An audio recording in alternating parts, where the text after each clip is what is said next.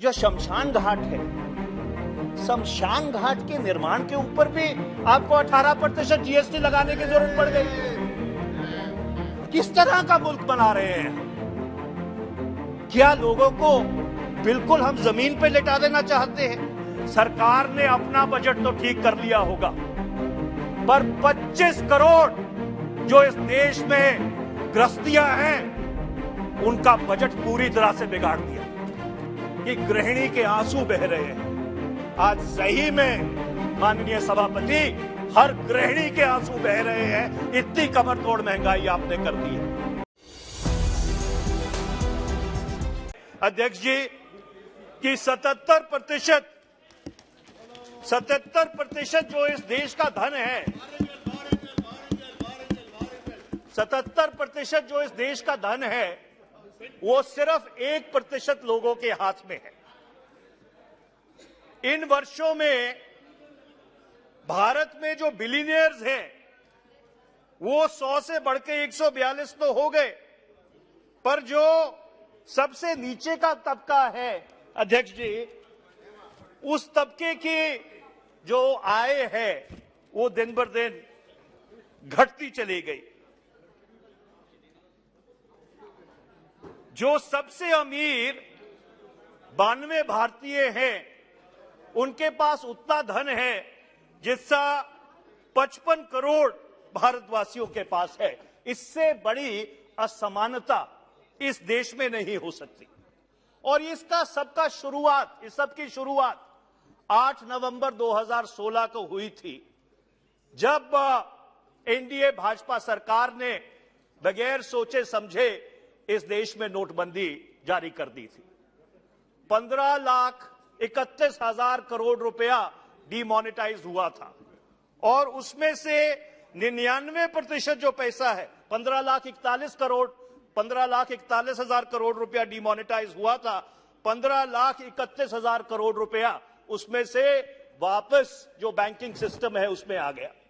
और आज तक ना सदन को इस बात की जानकारी दी गई है, और दुर्भाग्यपूर्ण बात है कि पिछले 8 वर्ष से वो मामला उच्चतम न्यायालय में लंबित है कि ये जो फैसला था, ये फैसला क्यों लिया गया और उस फैसले का इस देश के ऊपर क्या असर पड़ा। और मैं आपको बताना चाहता हूं, उसका असर ये पड़ा कि जीडीपी का जो वृद्धि दर था वो 2017-18 में 6.8% था, 2018-19 में गिरकर 6.6% हो गया, 2019-20 में गिरकर 3.7% हो गया, 2021-22 में ये -6.6% हो गया, जिसमें कोविड का बहुत बड़ा असर रहा, और वर्ष 21-22 में ये 8.9% पर आया।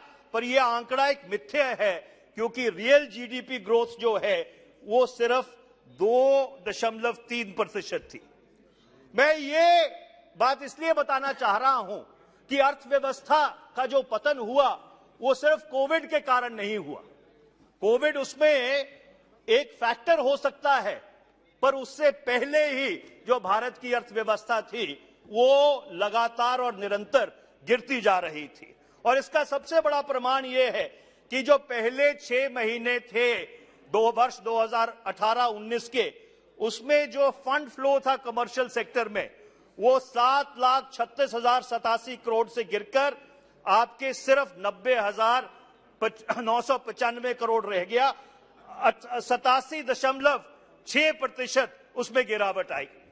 और इस नोटबंदी के बाद सरकार ने जीएसटी लागू किया, और उस जीएसटी का सीधा सीधा असर क्या हुआ कि 2,30,000 जो एमएसएमई क्षेत्र में छोटे लघु उद्योग थे, वो छोटे लघु उद्योग बंद हो गए और वो आज भी उस मार से उभर नहीं पाए। सभापति महोदय, आज की तारीख में भी जो एमएसएमई सेक्टर है, जो लघु उद्योग हैं, उनका 10.6 लाख करोड़ रुपया बकाया है। सरकारी बकाया नहीं है, but they have outstandings of 10.6 lakh crore.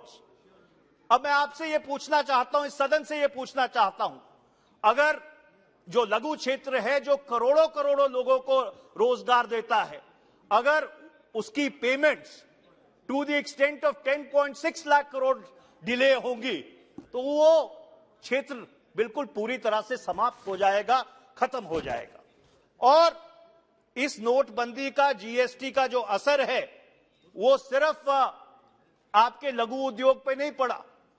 रोजगार 2017 में जो बेरोजगारी दर था वो 4.77% था, 18 में बढ़कर 7% हो गया, 19 में बढ़कर 7.6% हो गया, 2020 में बढ़कर 9.1% हो गया और 2021 में बढ़कर 7.9% हो गया और जून 2022 में यह 7.8% पे था। सभापति महोदय, किसी भी विकसित देश में जो मापदंड है वो ये है कि 2/3 लोगों को रोजगार मिलना चाहिए। आज की तारीख में लगभग भारत में 40 करोड़ लोगों के पास रोजगार है और अगर हम विकसित देशों के श्रेणी में शामिल होना चाहते हैं तो इसको 84 करोड़ पर लेके जाना जरूरी है। और मैं ये दुर्भाग्यपूर्ण ये बात कहना चाहता हूं कि सरकार के पास इसको 40 करोड़ से 84 करोड़ तक लेके जाने के लिए कोई रणनीति नहीं है। और ये जो रोजगार की समस्या है, इसका जीता जागता प्रमाण ये है कि जिस तरह से मनरेगा की डिमांड बढ़ी है। आपके अप्रैल 2022 में 2.3 करोड़ हाउसहोल्ड्स को मनरेगा का सहारा लेना पड़ा। मई 2022 में 3.7 करोड़ हाउसहोल्ड्स को मनरेगा का सहारा लेना पड़ा। जून 2022 में यह संख्या बढ़ के 3.17 करोड़ हो गई। जब से ये स्कीम शुरू हुई थी 2006 में, ये सबसे हाईएस्ट नंबर है जो लोग मनरेगा के सहारे अपनी जिंदगी बिताने की कोशिश कर रहे हैं। और मैं इस सदन में इस बात का भी जिक्र करना चाहता हूं कि जब ये सरकार बनी थी 8 वर्ष पहले, इसी मनरेगा को उन्होंने गड्ढे खोदने की स्कीम उसके ऊपर अलंकरण लगाया था और आज उसी के सहारे करोड़ों करोड़ों परिवारों का गुजर बसर हो रहा है। सरकार को अपने शब्द वापस लेने चाहिए। और इस सारे संकट से उभारने के लिए जब लोगों की जेब में पैसा डालना जरूरी था सभापति महोदय, तो सरकार ने क्या किया? पूंजीपतियों की जेब में पैसा डाला। 2019 में 1,45,000 करोड़ के अपना कंसेशंस कॉर्पोरेट सेक्टर को दिए और 2014-15 से 19-20 के बीच 4,32 लाख करोड़ रुपए के जो कंसेशंस हैं वो पूंजीपतियों को इस सरकार में दिए। अगर उससे भारत की अर्थव्यवस्था किक स्टार्ट हो जाती, if the cycles of if the engines of the economy would have started firing, I would have had no difficulty with it. But the fact is that despite the misplaced or despite what the government thought was a targeted strategy, it did not work. और जो भारत की अर्थव्यवस्था थी वो नीचे ही बैठती गई और जो लोग थे वो गरीब होते गए। अब मैं पेट्रोल और डीजल पे आता हूं और मैं ये सब बात इसलिए कह रहा हूं कि वो जो आज हुआ है उसका कारण आज नहीं है, उसका कारण पिछले 8 वर्ष की इकोनॉमिक मिसमैनेजमेंट है। 2014-15 से लेके 21-22 तक इस सरकार ने 27 लाख करोड़ रुपया एक्साइज टैक्स और डिविडेंड के मार्फत पेट्रोल और पेट्रोलियम सेक्टर से इकट्ठा किया। उसमें से 23,625 करोड़ रुपया एक्साइज ड्यूटी के मार्फत और 4,23,775 करोड़ रुपया डिविडेंड और इनकम टैक्स के मार्फत। और अचंभे वाली बात यह है कि सरकार अपना खजाना तो भरती रही पर लोगों की जेबें खाली करती रही। मैं आपको एक उदाहरण देना चाहता हूं।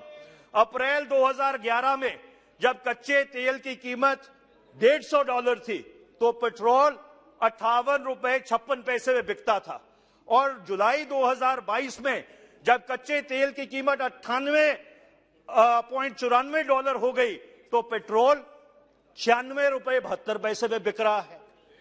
1 मार्च 2014 को एलपीजी सिलेंडर की कीमत 410 रुपए थी 1 अगस्त 2022 को वो जो कीमत है वो बढ़कर 1003 रुपए हो गई। अब अगर आप गरीब लोगों के ऊपर, भारत की जो माध्यमिक श्रेणी है उसके ऊपर इतना ज्यादा बोझ डालोगे तो सारा मुल्क त्राही त्राही करेगा महंगाई से। अब आप इन्फ्लेशन पे आ जाइए, महंगाई पे। पिछले 14 महीने से डबल डिजिट महंगाई दर है इस देश में, पिछले 30 साल में सबसे ज्यादा। अप्रैल 2022 में ये 15.8% था, जुलाई में थोड़ा कम हुआ है और कंज्यूमर फूड प्राइस इंडेक्स जो है वो बिल्कुल आसमान छू रहा है। और इसके ऊपर आपने जो रोजमर्रा की चीजें हैं उसके ऊपर जीएसटी बढ़ा दिया। आटे के ऊपर, पनीर के ऊपर, दही के ऊपर, शाही के ऊपर, पेंसिल के ऊपर, शार्पनर के ऊपर आपने तो बच्चों को भी नहीं छोड़ा। और जो हास्यास्पद बात यह है कि आपने जीएसटी चमचों और कड़छियों पे भी बढ़ा दिया। और दुर्भाग्यपूर्ण बात यह है, जिससे मेरे मन को आहत हुआ, कि जो शमशान घाट है, शमशान घाट के निर्माण के ऊपर भी आपको 18% जीएसटी लगाने की जरूरत पड़ गई। किस तरह का मुल्क बना रहे हैं हम? क्या लोगों को बिल्कुल हम जमीन पे लेटा देना चाहते हैं?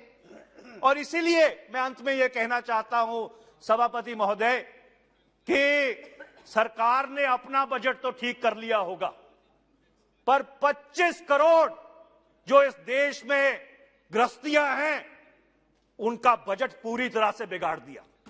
जैसे माननीय सुषमा स्वराज जी जब यहां बैठती थी, वो कहा करती थी कभी कि गृहिणी के आंसू बह रहे हैं। आज सही में माननीय सभापति, हर गृहिणी के आंसू बह रहे हैं, इतनी कमर तोड़ महंगाई आपने कर दी है। और आखिर में मैं एक पंजाबी के शायर की 3 लाइनों के साथ अपनी बात समाप्त करता हूं। पंजाबी में कहते हैं कि पहला तो मुछ दी लड़ाई ने मारत्या, दूजा यार दी जुदाई ने मारत्या, तीजा रब दी खुदाई ने मारत्या, और बाकी जो बचा सी महंगाई ने मारत्या।